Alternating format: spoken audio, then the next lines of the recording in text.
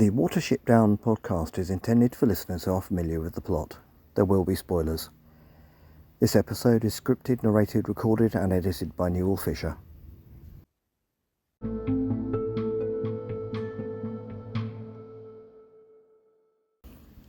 Hello, and welcome to the Watership Down podcast episode 179, which is being recorded in my garden again, in which we will be looking at the third 10-minute segment of the second episode of the 2018 Netflix version of Watership Down. This episode was recorded on the 30th of July 2024. First though, a couple of items of borough keeping. Normally I would have included these in an episode 2 weeks ago, but as this is was pre-recorded before our holiday, they are later than I would have liked. First of all, Dr. Catherine Lester on her Twitter account at WatershipDown40 has announced the British Film Institute re-release of the 1978 film this coming October. This will be followed by an ultra-high definition and Blu-ray release in November. I also note that Kat will be one of those taking part in the commentary for this. You may recall that I interviewed her about her book on the 1978 film in episode 121, having reviewed it in the previous episode. I really cannot think of someone better qualified to take part in such a commentary, and I look forward to hearing it. There will be a link in the notes for this episode, which will remain in place for future episodes until the re-release of this wonderful film. Next, congratulations are in order for Joe Sutphin for winning the Will Eisner Comic Industry Award for Best Adaptation from Another Medium for his wonderful graphic novel of Watership Down. I will also include a link to his Instagram post about this, which includes a picture of him with Richard Adams' daughter Juliet Johnson. Congratulations, Joe. This was very well deserved. So then, back to the Netflix version. Shall we see how Holly, Blackberry and Bluebell are getting on?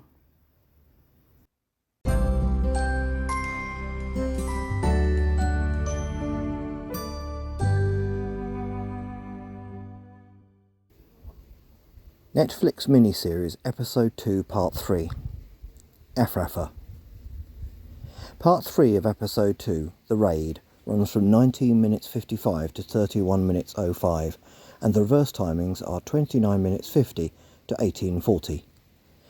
The equivalent chapters from the book are chapters 24, Nuthanger Farm, 25, The Raid, and 27, You Can't Imagine It Unless You've Been There.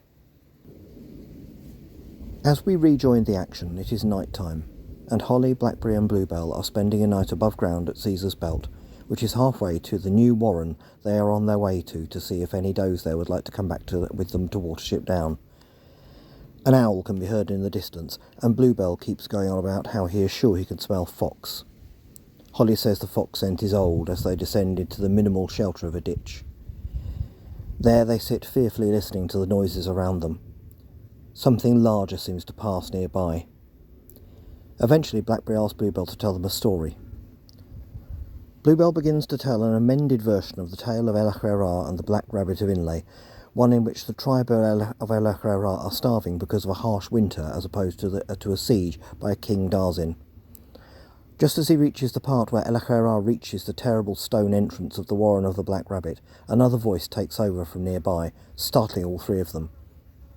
The voice is harsh and casually cruel, and the speaker emerges just as he gets to the part of the story in which Elachera realises he will not be able to play any more tricks as he sees the Black Rabbit. He introduces himself as Captain Orkis. They realise they are surrounded by other rabbits. The speaker sarcastically says Bluebell spins the old yarns so well, then chuckles at their fear. He says he and his friends come from a small warren nearby called Efrafa. Holly, Blackberry and Bluebell are invited to join them, and no is clearly not an option. Suddenly, shockingly, they have learned what the Efrafans, that new kind of allele they had heard about, actually are. They are fellow rabbits. Back near Nuthanger Farm, Fiver asks if they will be going back. Bigwig angrily says yes, but Hazel insists they rest for a while first. He needs to think. Quietly, he tells Fiver that Bigwig is right. The fear is taking hold of him. The things Holly told him about the destruction of Sandalford have taken hold of him. He fears it might break him. After a short pause, he tells Fiver he would feel a lot better about going back if he knew Fiver had basically looked into the future. He is requesting a vision as opposed to just asking if Fiver has had one, and in doing so he follows the convention of the 1999 to 2001 TV series, in which visions could just be requested of him in this way. But Fiver refuses. Just as the past can crush Hazel, so the future can crush him. Hazel apologises and moves away. Fiver hesitates, then agrees, saying Hazel must never ask this of him again. Fiver tells Hazel to leave him. It is daytime, and Holly, Blackberry and Bluebell are being escorted to Efrafa. Holly tells Blackberry to stay calm as they are led up a sloping ditch to the first brickwork of this warren. Aggressive owlsler stare at them. Bluebell comments on the size of one of them. They reach the top of the slope and see the 2 chimneys. Blackberry wonders what this place is. Captain Orchis cruelly welcomes them and walks away, chuckling to himself. They are led along the disused train tracks straight towards the nearer of the 2 chimneys. The Auschwitz theme could hardly be clearer. As they move nearer, they see rabbits being slammed to the ground, held down and intimidated. This truly would seem to be Efrafa taken to its logical conclusion, its heart of darkness. Ignoring the changed setting, this is surely how it would actually be. We are already learning that this is a place where psychopaths and sadists seemingly rise to the top, but we are yet to learn just how bad this gets. As they arrive at the base of the chimney, they meet Captain Vervain, who is threatening to doze, and then pushes Sergeant Sainfoin's head to the ground for not supervising his mark properly. Captain Orchis draws his attention to the captives. Vervain addresses Orchis as brother and asks who they are. Holly starts to answer the question and is angrily told to keep quiet until he is spoken to. Orchis says he picked them up while on wide patrol. Vervain says this is for the council. He will take them with him. They are taken into Efrafa, a maze of brick-lined tunnels formed of the wreckage of the factory, as close to the stone warren of the Black Rabbit as you could hope or despair to see. They hear cries further off. Reaching a pit, they are forced down it to the level below, where Vervain joins them, telling them to wait until the council are ready to see them. In a corner are 2 does discussing whether or not they will be separated. These are Heisenthlee and Thethuthinang. Holly looks at them and is asked unpleasantly by Heisenthlee if she can help him with something. He looks away. A sick and injured buck is led out of the council chamber. He recognises Holly and says he told him to run for his life. Holly asks who did this to him. Vervain emerges and tells Sainfoin that the council want Blackavar paraded around each of the marks at Zilflay. He is to be kept in the deep burrows. He then turns to Holly and Co, calling them vermin and saying they are in first. Holly tells Vervain he lacks animality, turning Strawberry's appeal to virtue of the book into an accusation. Vervain stops and asks what he said. Holly goes further, saying he has no integrity, that animals do not behave like men. He completes Strawberry's explanation of animality, by which time Vervain is nose to nose with him. Vervain quietly says that if he speaks out of turn again, he will have his tongue. The next time he sees Vervain, he should wish himself invisible. Holly holds his gaze. As Vervain turns to re-enter the council chamber, Blackberry asks Holly what they have got themselves involved with.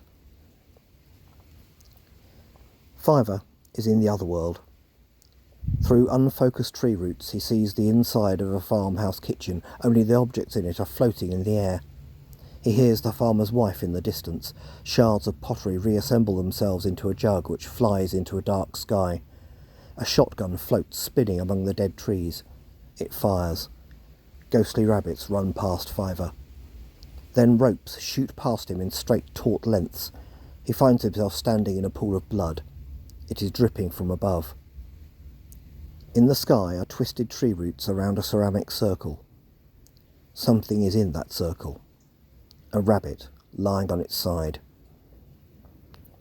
Fiver's eye opens. He wakes with a start as Hazel calls to him. It is daytime. Hazel is impatient to know if they will get the does out. Uncertainly, Fiver answers yes. It is difficult to see what he is basing that on. Hazel thanks him and tells him to sleep. It is going to be a busy night. They sit looking over Nuthanger Farm. Back in Efrafa, Vervain emerges with another Owlslet officer and 3 does, who he says are to be separated and remarked. Holly, Blackberry and Bluebell are next. They are led into the council chamber. The way in crosses a wooden plank that bridges a deep square shaft. At the base of the shaft can be seen many abject, listless rabbits. The council chamber is another derelict brick space filled with sloping hard earth and rubble. Vervain introduces the captives. Orchis, already present, says where he found them and mockingly says the little one tells stories. Bluebell quietly tells Blackberry he just thought of a joke. Blackberry tells him not to dare. A member of the council tells Holly to speak. Holly briefly lays out their request to re-doze. Vervain mockingly asks if he is saying they came to ask if they could take their does. The council laugh cruelly. A figure has emerged in a niche in the wall at the back of the chamber. His left eye is white. He says, "Enough."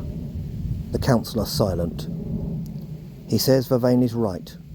They will not gift their does. Bluebell whispers to Blackberry that is the largest rabbit he's ever seen, rather than the last one. Holly is insistent that they cannot leave until they have made their case. The large rabbit with the white eye says they will not be leaving. Holly says it really would be beneficial to both Warrens if, and reaches for the rabbit's name by addressing him as Captain. The rabbit corrects him.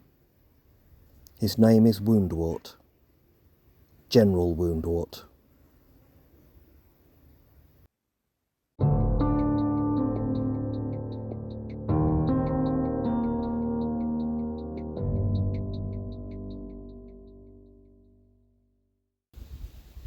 Comparison with the book. There are only 2 elements to this segment, one of which I like and one I don't particularly. Hazel requesting a vision of Fiver is far too like the on-demand psychic Fiver of, once again, the 1999 to 2001 TV series. At least he didn't rhyme when he woke up, I suppose. That's the element I didn't like so much, though the visualisation of Fiver's vision was still interesting. Overall, though, this episode, with Hazel, Fiver and Bigwig hanging around near Nuthanger Farm all night for no good reason, bears no real resemblance to anything from the book, where Hazel ignores Fiver's misgivings when he decides to raid Nuthanger. Hazel's having the fear, as Bigwig calls it, is yet another diminution of his character compared with the book. Now to what I did like. I'm going to put it out there that the portrayal of Efrafa in this miniseries is one of its best elements. The resetting of the Warren as a derelict factory is annoying from an originalist perspective, of course, but the symbolism of the place does emphasise the festering, corrupt evil of such a Warren. And already we have had a taste of the thugs, sociopaths, psychopaths, narcissists and out-and-out sadists who rise to the top in such a mind-numbingly negative regime. We have suddenly found ourselves immersed in the culture of this terrible place, and it is a real shock compared to what has gone before. And this will only get worse. I'm certainly not going to say that it improves on the book, as the plot that follows frankly very much will not. But it does, I think, take Efrafa, a place that Richard Adams invented, to its evil, logical conclusion.